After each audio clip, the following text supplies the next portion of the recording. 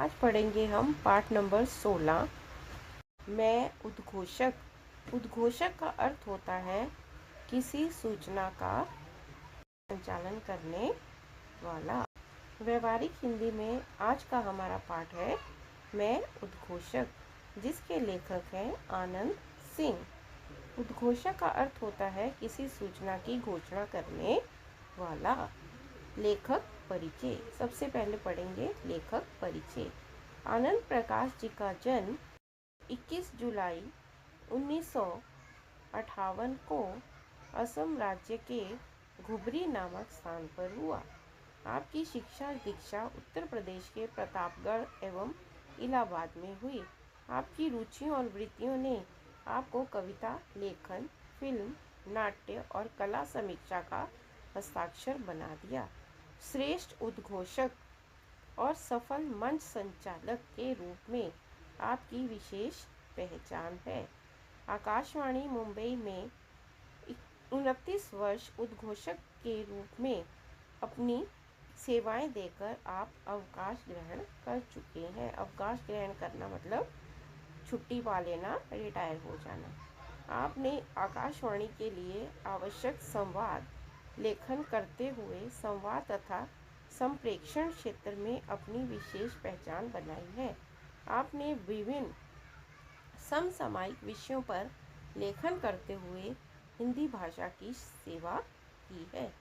प्रमुख कृतियाँ: पत्र पत्रिकाओं में विभिन्न विषयों पर लेख, समीक्षाएं, कहानियाँ, कविताएं आदि प्रकाशित। आत्मकथा। आत्मकथा लेखन हिंदी साहित्य में रोचक और पठनीय लेखन माना जाता है। अपने अनुभवों, व्यक्तिगत प्रसंगों को पूरी निष्ठा से बताना आत्मकथा की पहली शर्त है। इसमें लेखक की तटस्थता, घटनाओं के परिनिरपेक्षता का निर्वाह आत्मकथा को विश्वसनीय बना देता है।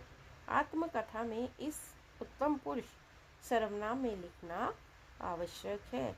आत्मकथा को हमेशा सर्वनाम के उत्तम पुरुष में लिखा जाता है।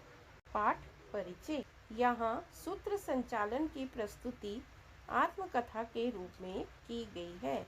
प्रस्तुत पाठ में लेखक ने सफल उद्घोषक एवं मंच संचालक बनने के लिए आवश्यक गुणों का उल्लेख किया है। लेखक का मानना है कि कार्यक्रम की सफलता मंच संचालक के आकर्षक और उत्तम संचालन पर निर्भर करती है। संचालक की सूझबूझ, समय सूचकता, समय को सूचित करना, हाजिर जवाबी और भाषा प्रभुत्व। भाषा प्रभुत्व होता है भाषा पर अपना अधिकार रखना। समारोह को नए आयाम प्रदान करना, नए आयाम, नया मोड़ देना।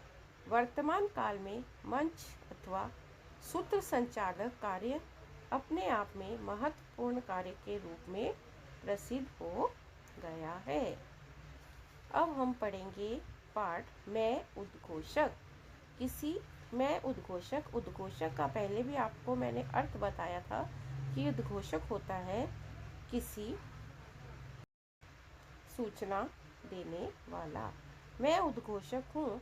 उद्घोषक के पर्यायवाची शब्द के रूप में मंच संचालक। मंच होता है स्टेज का संचालन करने वाला, और अंग्रेजी में कहें तो एंकर हूँ। मंच संचालक श्रोता बोलने वाला और वक्ता। श्रोता सुनने वाला और वक्ता बोलने वाले को जोड़ने वाली कड़ी है। मैं उसी कड़ी का काम करता हूँ। इसके लिए मेरी कई नामचीन व्यक्तियों द्वारा भूरी भूरी प्रशंसा की गई है। भूरी भूरी होता है बहुत ज़्यादा।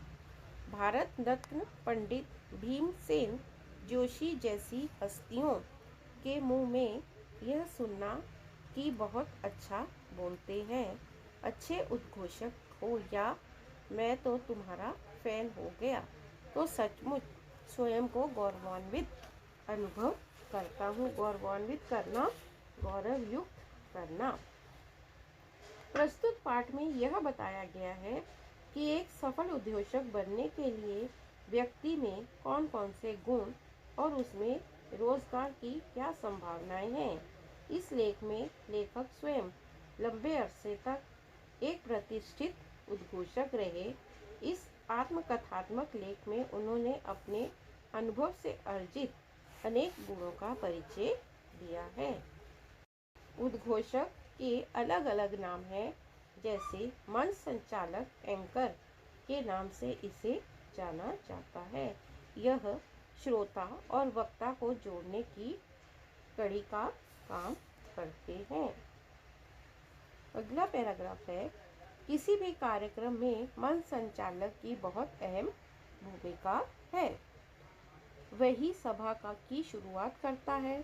आयोजकों को तथा अतिथियों को वही मंच पर आमंत्रित करता है।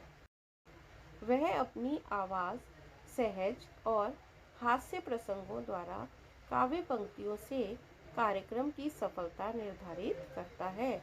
मैंने कई बार इस महत्वपूर्ण भूमिका का निर्वाह अत्यंत सफलतापूर्वक किया है, लेकिन वह सब तो यूं अचानक नहीं हो गया। मैंने भी इसके लिए बहुत पापड़ पेले हैं। पापड़ पेलना, कठिन परिश्रम करना। आरंभिक दिनों में मैं भी मंच पर जाते घबराता था। माइक मुझे सांप के फन की तरह नजर आती थी। सांप के फन की तरह मतलब जैसे वो चीज़ क्या कर लेगी, हमें नुकसान पहुंचाएगी या डस लेगी। दिल जोर जोर से धड़कने लगता था। मुझे याद है तब मैं 9वीं कक्षा का छात्र था। विद्यालय के प्रांगण होता है आंगन में, गांधी जयंती का आयोजन किया गया था। मुझे भी भाषण देने के लिए चुना गया। मंच पर जाते ही हाथ पैर थरथराने लगे। जो कुछ याद किया था लगा सब भूल गया हूँ। कुछ पल के लिए जैसे होश ही खो बैठा हूँ, पर फिर खुद को संभाला।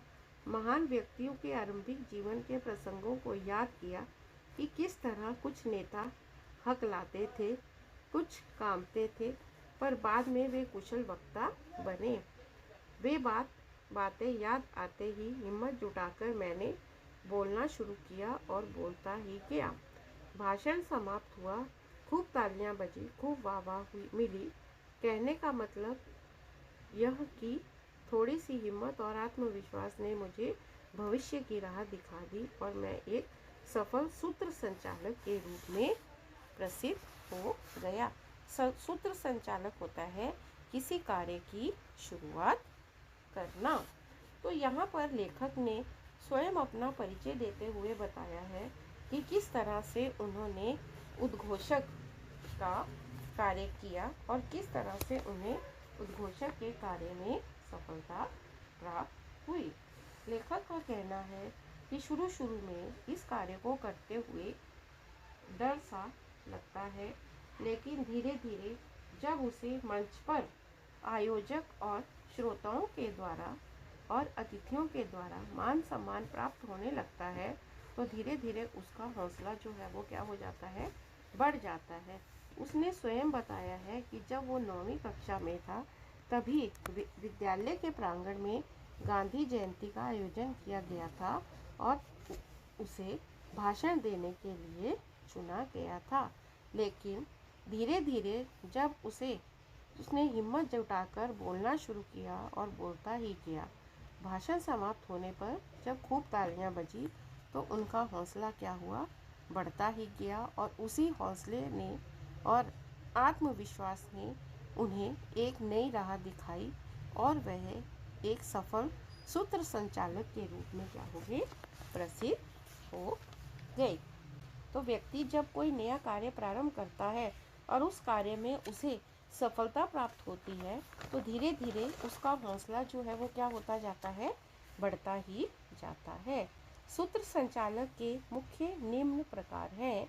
शासकीय कार्यक्रम का सूत्र संचालन, दूरदर्शन हेतु सूत्र संचालन, रेडियो हेतु सूत्र संचालन, राजनीति, सामाजिक और सांस्कृतिक कार्यक्रमों का सूत्र संचालन। सूत्र संचालन होता है किसी कार्य का कार्यान्वित करना, मतलब कार्य को संभालना और उसको आगे बढ़ाना। सबसे पहले हम इस विषय पर सूत्र संचालन के प्रकार में सबसे पहला प्रकार है शासकीय एवं राजनीतिक कार्यक्रम का सूत्र संचालन।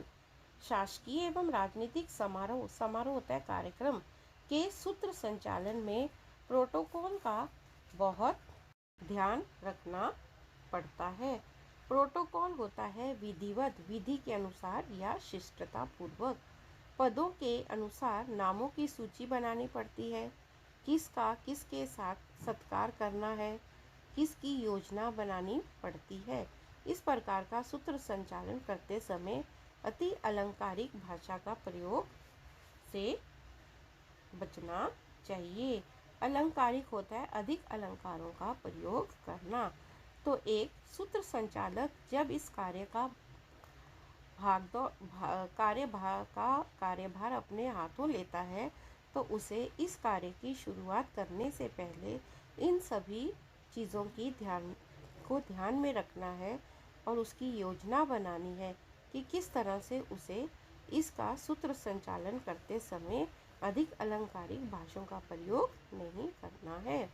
दूरदर्शन तथा रेडियो कार्यक्रम का सूत्र संचालन। दूसरा प्रकार है रेडियो। दूरदर्शन तथा रेडियो कार्यक्रम का क्या करना? सूत्र संचालन। दूरदर्शन तथा रेडियो पर प्रसारित किए जाने वाले कार्यक्रम समारोह की संपूर्ण जानकारी होनी चाहिए। कार्यक्रम की संहिता लिखकर तैयार करनी चाहिए। उसके पश्चात कार्यक्रम प्रारंभ करना चाहिए और धीरे धीरे उसका विकास करते जाना चाहिए। भाषा का प्रयोग कार्यक्रम और प्रसंगानुसार किया जाना चाहिए। रोचकता और विभिन्न संदर्भों का समावेश कार्यक्रम में चार चांद लगा देता है। स्मरण रहे, सूत्र संचालक मंच और श्रोता के बीच सेतु का कार्य करता है। सेतु का कार्य होता है जोड़ने का काम।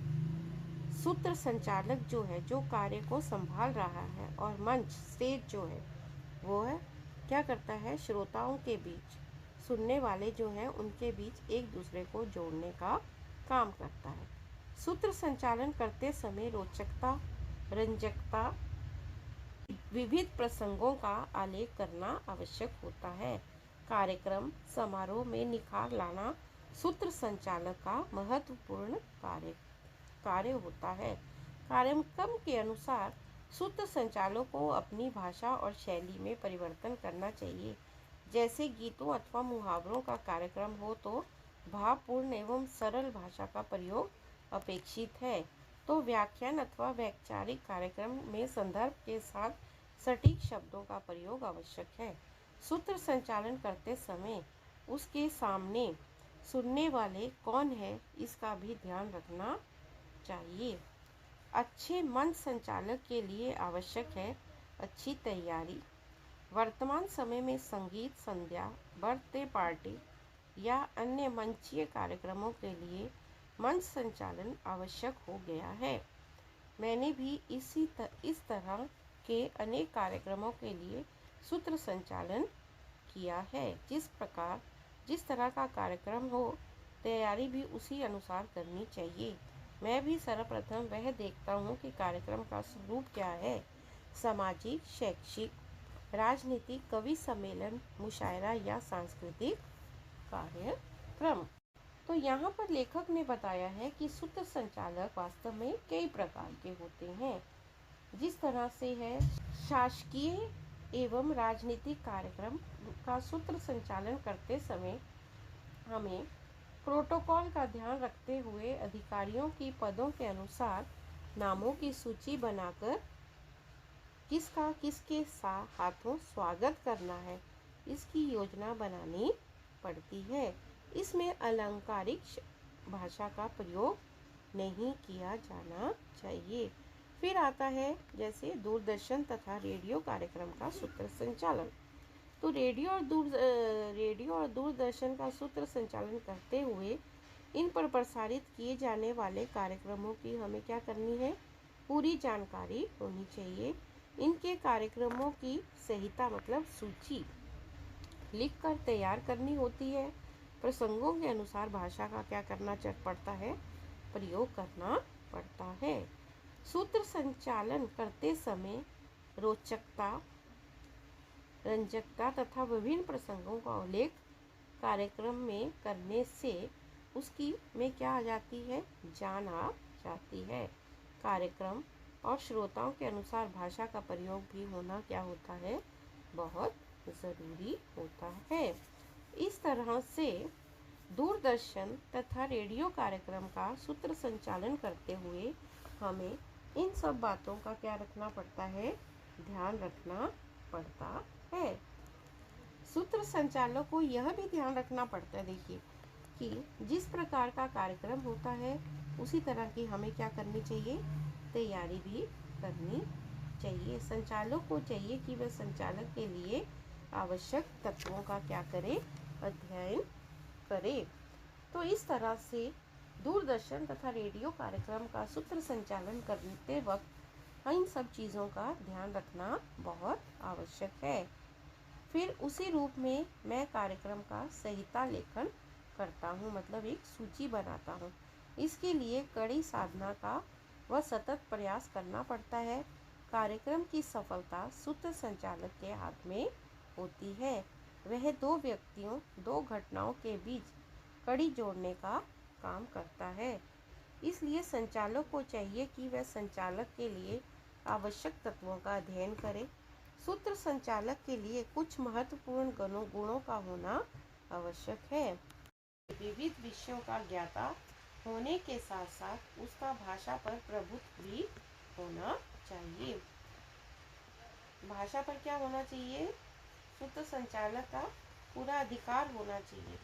और कार्यक्रम में ऐन वक्त पर परिवर्तन होने की भी क्या होनी चाहिए, संभावना रखनी चाहिए। यहाँ सूत्र संचालक के भाषा प्रभुत्व की परीक्षा होती है। पूर्व निर्धारित अतिथियों को न आना, यदि आ भी जाएं तो उन पर दिन भर की कार्य व्यवस्था पर विचार करते हुए कार्यक्रम पत्रिका संशोधन सुधार करना पड़ता है। आयोजकों की ओर से अचानक मिली सूचना के अनुसार संहिता में परिवर्तन कर संचालक करते हुए कार्यक्रम को सफल बनाना ही सूत्र संचालक की सबसे बड़ी विशेषता मानी जाती है। तो इस परिच्छेद में लेखक ने कहा है कि सूत्र संचालक में कुछ अच्छे गुणों का होना बहुत आवश्यक है। मतलब उसे मिलनसार, हंसमुख तथा विविध विषयों की जानकारी होने के साथ साथ उसका भाषा पर क्या होना चाहिए, अधिकार होना चाहिए। इसके अलावा उसे आयोजकों की ओर से अचानक मिली सूचना के अनुसार संहिता में परिवर्तन कर संचालन करना भी क्या हो जाता है, आवश्यक होना चाहिए। तो इस तरह से सूत्र संचालक को हर परिस्थिति और को ध्यान में रखते हुए अपने कार्य का संचालन करना पड़ता है। सूत्र संचालक का मिलनसार होना भी आवश्यक होता है। उसका ये मिलनसार व्यक्तित्व संचालक में चार चांद लगा देता है। सूत्र संचालक को विविध विषयों का ज्ञाता होना भी आवश्यक है। यदि सूत्र संचालक भौतिकीय विज्ञान, परमाणु विज्ञान जैसी विषयों और विभिन्न राष्ट्रीय अंतर्राष्ट्रीय नेताओं के सामने कार्यक्रम का संचालन करता हो तो संबंधित राष्ट्र तथा विषयों का ज्ञाता होना आवश्यक है। कड़ी साधना, गहराई से अध्ययन करते हुए विषयों का ज्ञान प्राप्त कर सकते हैं। आकाशवाणी और सार्वजनिक कार्यक्रमों के मंचों पर संचालन कार्य ने मेरे व्यक्तित्व को नई ऊंचाई प्रदान की है। इस विषय में मेरी सफलता का प्रमुख कारण है मेरी प्रस्तुतिकरण, क्योंकि मंच संचालन की सफलता संचालक के प्रस्तुतिकरण पर ही निर्भर करती है। लेखक कहते हैं कि कार्यक्रम कोई भी हो, मंच संचालक को मंच की गरिमा बनाए रखना चाहिए। मंच पर आने वाला पहला व्यक्ति मंच संचालक होता है। अतएव उसका परिधान, वेशभूषा, केश सज्जा आदि सहज और गरिमा में होनी चाहिए। उसका व्यक्तित्व और आत्मविश्वास उसके शब्दों में उतरना चाहिए। पाठ का अगला भाग अगले वीडियो में पढ़ेंगे। धन्यवाद।